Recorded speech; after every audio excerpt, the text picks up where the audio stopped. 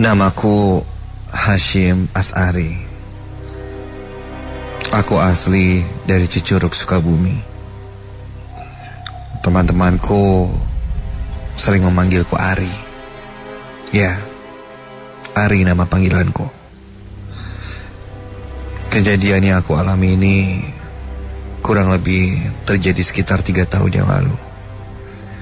Ketika aku bekerja di sebuah minimarket perbatasan Sukabumi dan Bogor, tepatnya di daerah Ciawi.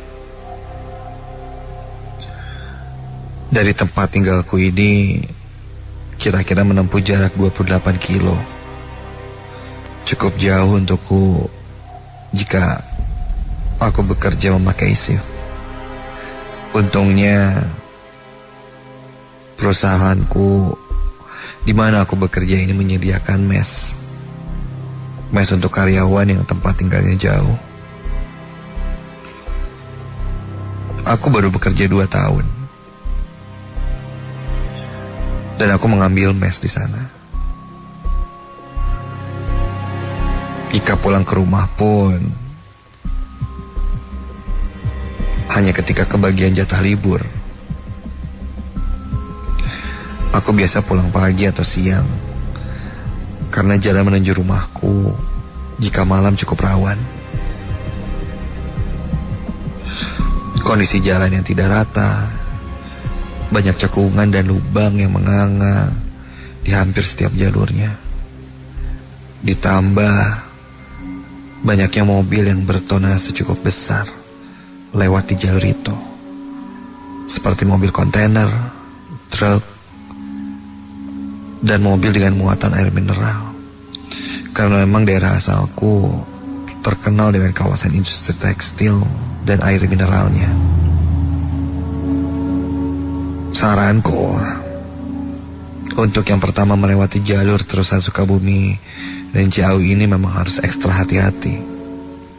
Hampir di setiap tahun ada korban kecelakaan, khususnya bagi pengendara roda 2. Tak jarang korban pun tewas di tempat dengan kondisi yang mengenaskan. Hingga warga setempat menyebutnya dengan jalur tengkorak.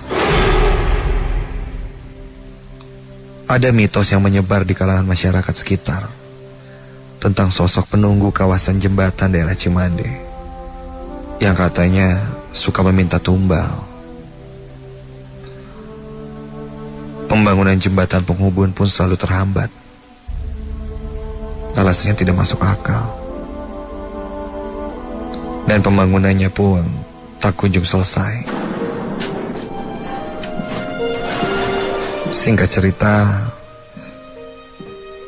saat itu aku kebagian masuk shift 2. Dari jam 2 siang sampai jam 10 malam. Aku bekerja bersama 3 temanku dengan tugas yang berbeda-beda. Sebelum pergantian shift, anak-anak yang lain merencanakan untuk makan malam. Dengan memasak sendiri ya. Orang Sunda biasa menyebutnya dengan ngaliwet. Aku pun mengiyakan rencana teman-temanku itu. Oke sip, boleh juga tuh. Kalau gitu kalian yang masuk pagi-pagi bagi tugas ya. Kami yang masuk siang fokus dulu kerja. Gimana? Jadi nanti sisanya ada yang masak, terus kita kerja, terus nanti gantian beres-beres. Mantap. Yang lain pun mengiyakan.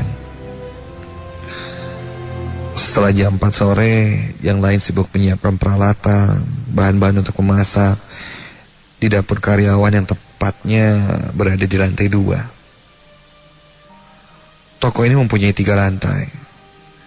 Tempat di mana nanti kami akan makan-makan adalah di lantai 3. Karena di lantai itu pemandangan kota Bogor terlihat cukup jelas. Bagus untuk santai di malam hari. Aku pun bersama 3 temanku yang satu shift sibuk bekerja di lantai 1 toko itu. Hingga sekitar jam 9 malam, aku membereskan lantai luar karena siap-siap untuk menutup toko. Minimarket ini tidak 24 jam. Malam itu cukup ramai pengunjungnya. Hingga satu persatu pun kondisi sudah mulai sepi. Hingga ketika aku sedang beres-beres, dari arah jalan terlihat ada dua orang yang berboncengan mengendarai satu motor yang berhenti di minimarket ini. Mereka membuka helm. Salah satu dari dua orang itu mukanya cukup familiar denganku. Siapa ya? Terutama yang duduk di bonceng. Itu kalau nggak salah Erik deh, teman SMA aku dulu. Erik yang duduk di bonceng itu pun turun dari motor. Tanpa berkata-kata lagi aku langsung menyapanya.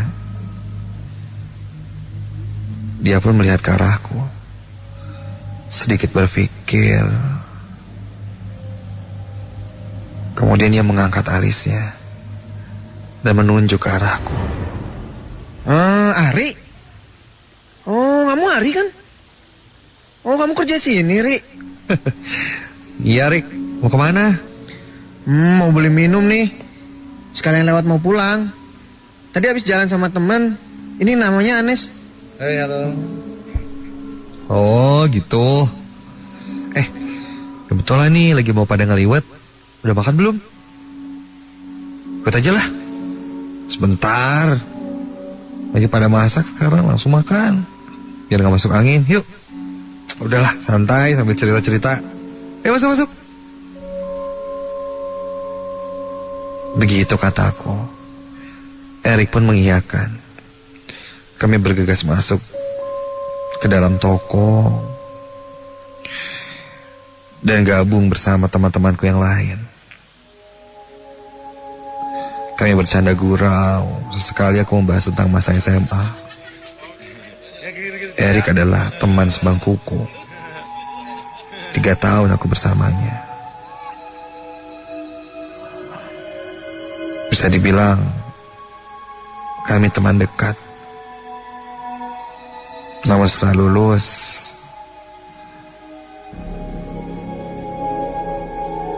aku kehilangan kontaknya. Dan baru kali ini ketemu lagi. Kami banyak bercerita. Hingga tak terasa waktu sudah menunjukkan jam 12:30 malam. Setelah selesai makan, kami membereskan sisa-sisa makanan. Aku berkata pada Erik, "Bro, nginep aja di sini. Udah malam. Kalau pulang mesti ngantuk. Udah nginep aja di sini.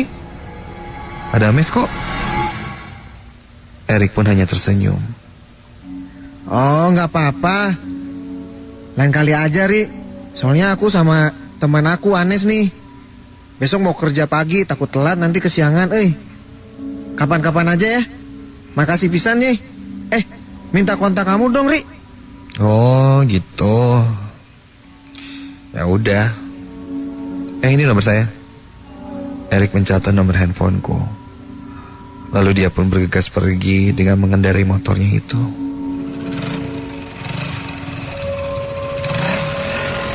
Dan kami pun di lantai 3 bergegas beres-beres. Siap-siap tidur. Karena besok pun aku harus masuk pagi. Setelah beres semua dan mau istirahat. Iya. Ada satu hal yang aku lupa. Kalau stok di depan toko sudah habis. Aku lupa menggantinya. Daripada kena omel dan yang lain pun sudah tertidur, aku pun bangkit dan bergegas kembali ke gudang.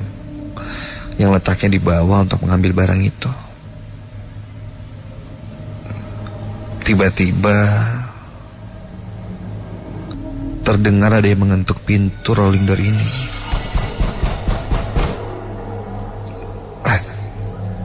Siapa ya? Penasaran, aku pun coba mengintipnya. Tidak terlihat ada siapa-siapa. Namun, ketukan itu jelas terdengar. Bahkan pintu rolling door ini pun bergetar. Sampai... Ari. Ada suara yang memanggilku. Terpaksa aku harus membukanya. Dan ketika aku buka pintunya,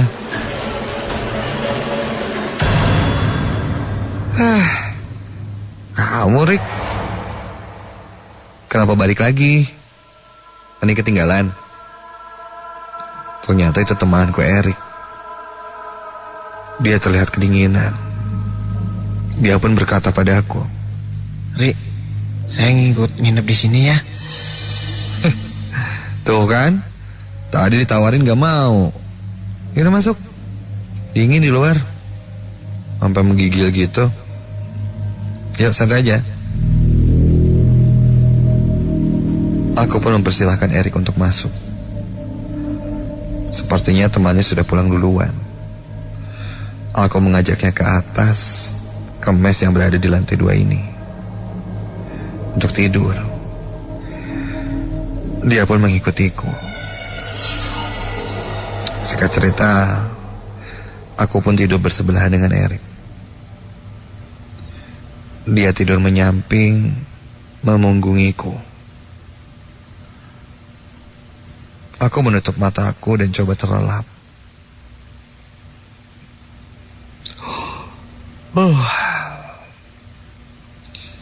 Hingga aku mendengar, Ari, aku belum siap pulang. Ari, aku belum siap pulang. Aku mendengar Erik mengigau.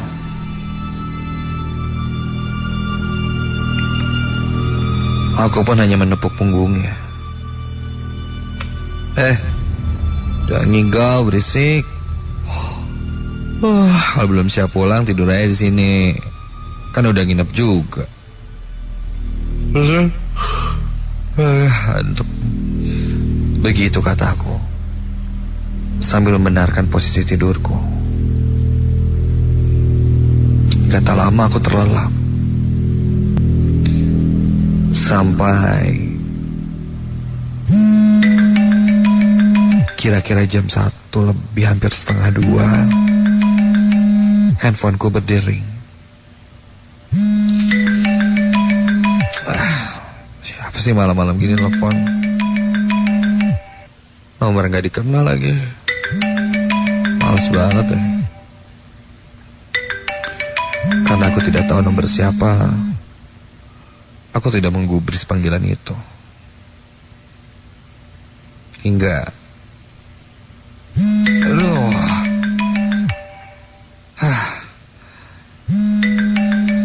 handphone itu berdering lagi.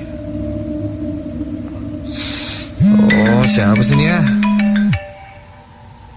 Karena mengganggu, aku langsung mengangkat telepon itu. Halo, siapa nih malam-malam gini? Lagi tidur tau gak? Hah? Anes mana? Oh, temennya Erik. Tadi ya, kenapa? Nes. Halo? Ri, ini si Erik kecelakaan. Hah? Itu kan? Aku terbangun dan kaget. Halo? Tak sempat dijawab, tiba-tiba handphoneku putus sambungannya. Tiba-tiba muncul pesan singkat di sana. Ri, cepat ke rumah sakit Ciawi sekarang juga.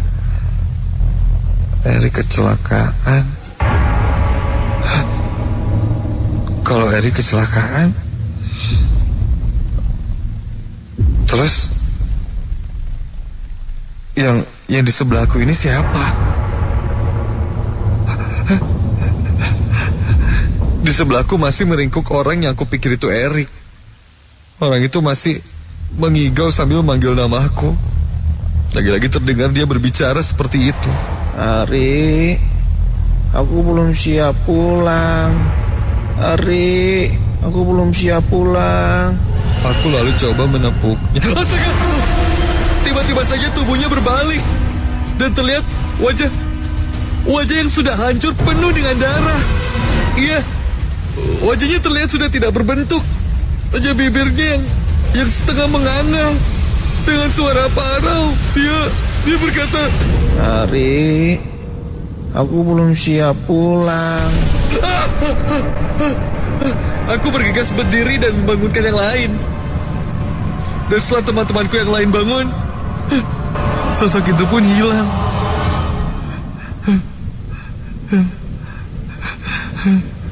Setelah itu kami pun bergegas pergi ke rumah sakit itu, yang jaraknya cukup dekat dari toko di mana aku bekerja. Sampai di sana aku langsung ke pos satpam dan bertanya, korban yang kecelakaan baru saja terjadi itu di mana? Penjaga pun menunjukkan arahnya. Dan kami berhenti di tempat yang ditunjukkan penjaga itu. Itu kamar mayat. Dengan berjalan pelan, kami menuju kamar mayat itu. Di sana ada 2 petugas dan 2 polisi di pojokan kamar. Kulihat Anes sedang duduk dengan muka yang pucat dan lemas. Aku melihat Anes. Anes tidak melihatku. Dia nampak syok. Aku pun meminta izin ke penjaga untuk masuk melihat korban. Kami pun satu persatu masuk kamar yang ditunjukkan dengan jantung yang berdetak cukup kencang saat itu. Di sana tergeletak seorang laki-laki. Di ranjang besi itu memakai celana jeans, sepatu, dan jaket. Iya, aku kenal. Itu Erik. Kepalanya ditutup kain hitam dengan darah segar yang masih mengucur di bagian atas kepalanya. Ke sekejur tubuhnya itu. Kakiku lemas. Aku merasa tidak bertenaga. Aku sangat kaget dan tidak menyangka temanku yang tadi baru saja bertemu, makan bersama, sekarang sudah meninggal. Dengan kondisi yang memprihatinkan. Wajahnya hancur seperti terkena aspal. Sepertinya almarhum datang berpamitan pada aku saat itu.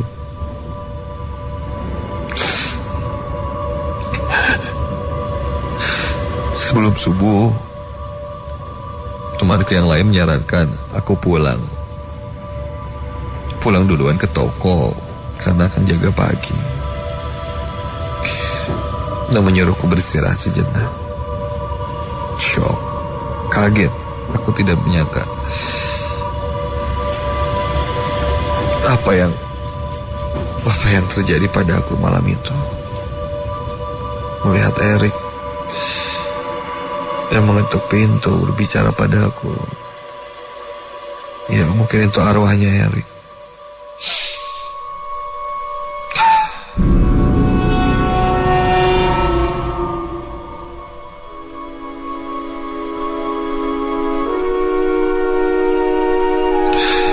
Waktu pun berlalu. 7 hari dari kejadian itu, aku masih bekerja seperti biasa.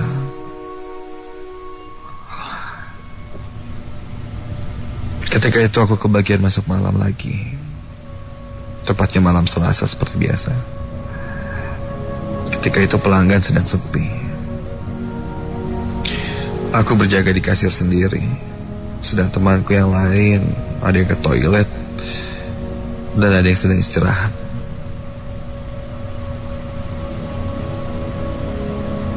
Hingga tiba-tiba saja aku lihat ada barang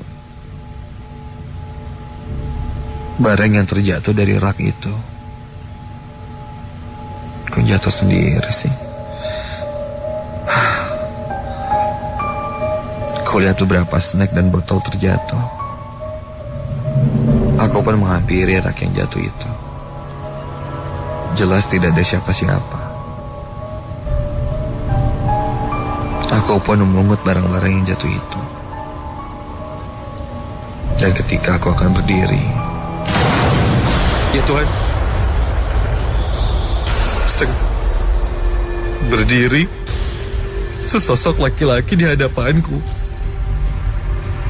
Laki-laki itu Erik.